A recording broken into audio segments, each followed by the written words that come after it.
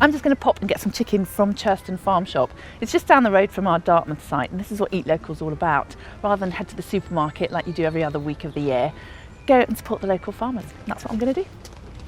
Quick look around the shelves gives me a real sense of what the food scene's like around our Dartmouth site.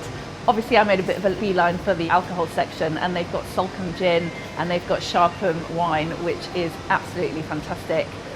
Pretty much everything you ever need to take back to your site, they've got it in here. Camping's a brilliant excuse to get together with family and friends, so I'm going to do a dish that's an easy feed for a crowd, especially because it's all cooked in one pan. I'm going to cook a chicken tagine in this chef pan, which is a really great addition to my Grillo chef, because in a tagine you need to put the lid on, and rather unlike the paella pan with its handles that stick out, this one fits perfectly. To start, I'm just going to coat some chicken thighs in some seasoned flour. So just a big plate of flour, plenty of salt and pepper, and also probably a pinch of paprika. Coat both sides of those chicken pieces. Don't have to be too exact about it. And when it's nice and hot, I'm going to put the chicken thighs in, and I'm going to brown them for about 3 minutes on each side. Right, so I've had about 3 minutes on that side, so just turn them all over. Just making sure they're browned nicely. Those are done. So remove them from the pan and just put them to one side to keep warm. Add a little bit more oil to the pan and do the veg. A couple of red onions here, cut them in wedges, so you can pop those in. And about 2 minutes for that, and then put the peppers in so that they all soften together, and that will take about 8 to 10 minutes of them all in. Right, just adding the peppers in. Something about multicoloured food that just, I get really happy about it.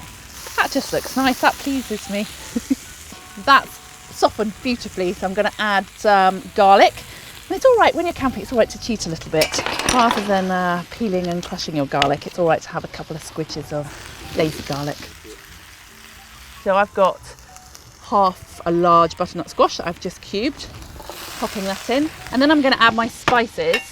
A tablespoon of coriander, cumin, cinnamon and ginger. And give that a really good mix through. You just want to get it all coated.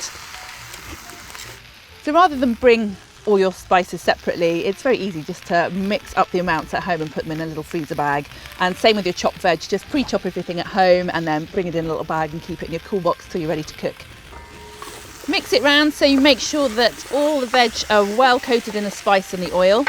And now I'm going to, whoops, there you go, another bit on the floor. I'm outside, so it doesn't matter. The joy of campsite cooking. Add the chicken back into there. Nestle it down amongst the veg, and then I'm going to add some stock. So I'm mixing up some stock. I'm going to use about 1 litre in that. So I've got all the stock in, and I'm going to add a little bit of honey, and then finally a handful of apricots. So lid on, time to go and open the wine. While that's bubbling away, I'm just going to make the couscous as my side dish. Put a tablespoon and probably a half of stock powder, and then put the couscous on top and give it a bit of a mix around. Add in some herbs, so I've got some fresh parsley here. And then finally I'm going to add some sun-dried tomatoes. Add a little bit of lemon zest over the top, and then fill up the bowl so that the water just covers your couscous. So I've got about finger level of water just above the top line of the couscous, and plate on the top, and leave that for 5 minutes.